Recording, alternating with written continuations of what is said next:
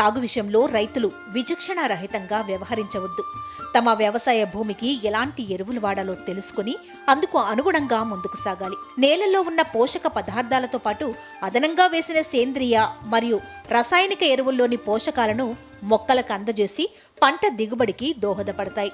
కాబట్టి నేలల్లో ఉన్న భూసారాన్ని తరచూ తెలుసుకోవడం ఎంతో అవసరం. తద్వారా ఎరువుల వాడకంలో అనవసరపు ఖర్చులు చేయకుండా భూసారాన్ని కాపాడుకుంటూ అధిక దిగుబడులను పొందవచ్చు. దీనికి సంబంధించి రైతులు తమ పొలంలోని మట్టిని పరీక్ష చేయించుకుంటే మంచిది. మట్టి నమూనాను సేకరించడం భూసార పరీక్షలో అన్నింటికన్నా ముఖ్యమైంది. భూసార పరీక్ష కొరకు తీయవలసిన మట్టి నమూనా సరైంది కానిచో దాని భౌతిక, రసాయనిక మరియు జీవ లక్షణాలు మన పొలం లక్షణాలను ప్రతిబింబించేదిగా ఉండదు. దీనివలన చేయించిన భూసార పరీక్ష, దానికి అనుగుణంగా వేసిన ఎరువుల సిఫార్సులు వ్యర్థమవుతాయి. అంతేకాకుండా ఒక్కోసారి తప్పుడు సిఫార్సులు కూడా చేయడం జరుగుతుంది. కాబట్టి మట్టి నమూనా సేకరణలో పలు జాగ్రత్తలను పాటించాలంటున్నారు రాజేంద్రనగర్లోని భూసార ఆరోగ్య సంస్థ ప్రధాన శాస్త్రవేత్త డాక్టర్ ఎస్ హరీష్ కుమార్ శర్మ గారు.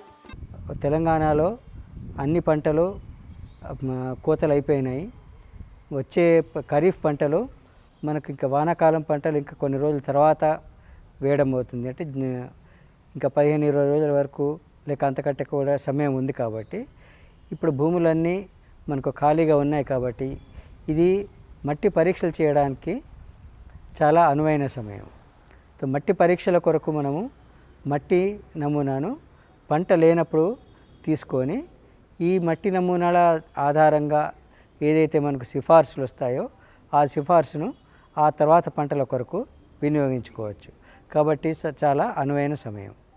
మట్టి పరీక్షలు చేయడానికి కొరకు మనకు మట్టి నమూనాను వ్యవసాయ క్షేత్రం నుంచి తీసుకోవాలి.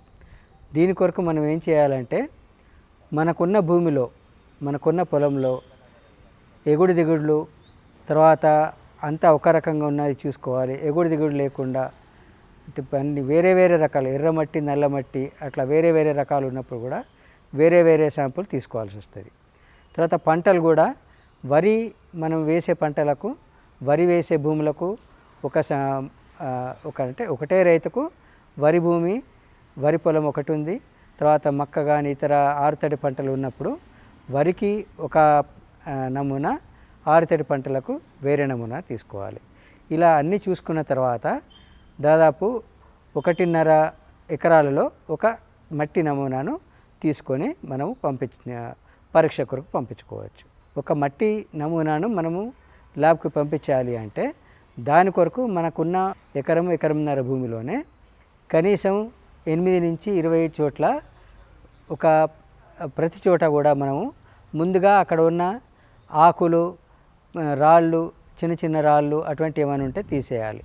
తీసేసి అక్కడ ఒక వి ఆకారంలో మన కుర్పి కానీ, పార కానీ, గడ్డపార కానీ తీసుకొని ఒక వి ఆకారంలో, అంటే ఇంగ్లీష్ అక్షరం వి ఆకారంలో ఒక గుంత చేయాలి. ఆ గుంత ఎంతవరకు చేయాలంటే మనం ఆరుతడి పంటలో ఎక్కువ వరకు వేసుకుంటాం కాబట్టి 0 నుంచి అంటే పైనుంచి దాదాపు 15 నుంచి 20 సెంటీమీటర్ల లోతు వరకు తీయాలి. వి ఆకారంలో తీసిన తర్వాత ఆ విలో ఒక వైపు నుంచి, కేవలం ఒక వైపు నుంచి 1 ఇంచు మందము మట్టి తీసుకొని ఒక బకెట్లో కానీ పాలిథిన్ కవర్లో కానీ వేసుకోవాలి. సో ఆ రకంగా ప్రతి చోట తీసిన అంటే ఈ నమూనా తీసేటప్పుడు మనకు పైన అంటే ఉపరితలం నుంచి ఆ 15-20 సెంటీమీటర్ వరకు గుంత తీసాం కదా, అంతవరకు ఉన్న మట్టి దాంట్లోకి వచ్చేటట్టు చూసుకోవాలి. సో ఈ రకంగా ఒక చోటు నుంచి తీసాం.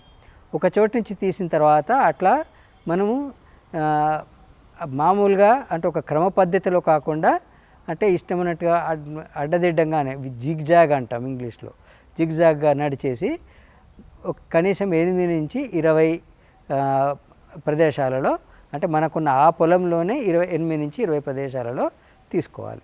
అంటే ప్రతి చోట నుంచి తీసుకున్న ఆ మట్టి నమూనాను అన్నిటిని కలిపి ఒకటే బకెట్లో కానీ ఒకటే పాలిథిన్ కవర్లో కానీ వేసుకోవాలి. సో ఆ బకెట్లో మనకి ఇప్పుడు ఎట్లా ఉందంటే అన్ని చోట్ల నుంచి వచ్చిన మట్టి ఉంది కాబట్టి దాటిని మనం ఏం చేయాలంటే చేతులతోని బాగా కలపాలి. ఈ కలిపే సమయంలో మన చేతికి రాళ్ళు లేక ఆకులు, వేర్లు అటువంటి ఏమైనా తగిలితే తీసేయాలి. బాగా కలిపిన తర్వాత ఆ మట్టిని మనకు సమానంగా గుండ్రని ఆకారంలో, అంటే ఒక సర్కిల్, ఒక గుండ్రని ఆకారంలో మనం పరవాలి, సమానంగా పరవాలి.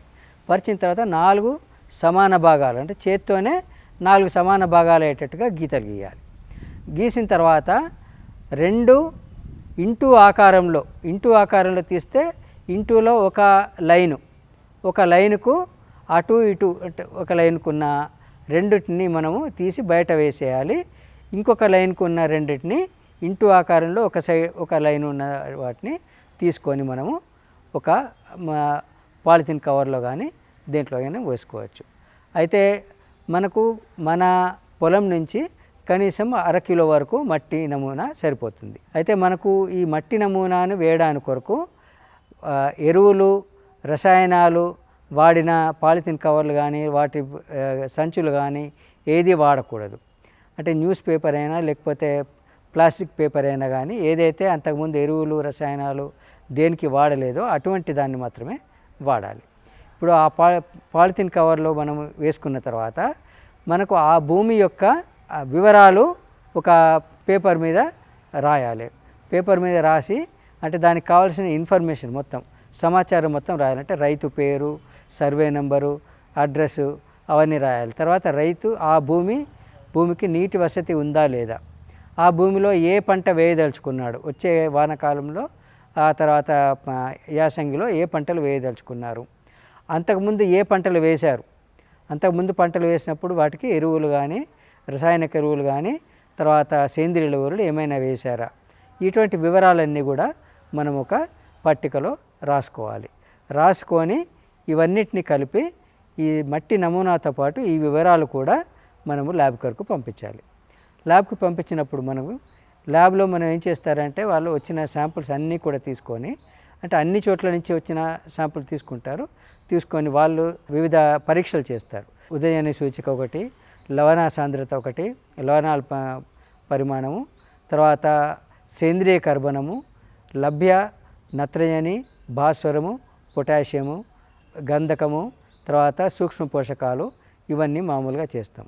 తర్వాత వీటితో పాటు కూడా మనకు మన భూమిలో ఏమైనా ప్రత్యేకమైన సమస్య ఉందంటే నేలకు సంబంధించి ప్రత్యేకమైన సమస్య, అంటే లవణ సాంద్రత చాలా ఎక్కువ ఉండడము, ఆమ్లత్వం ఉండడం కానీ, లేక సున్నపు నేల అయినా కానీ, ఇటువంటివి కూడా మనకు వీటిలో పరీక్షలో తెలుస్తాయి.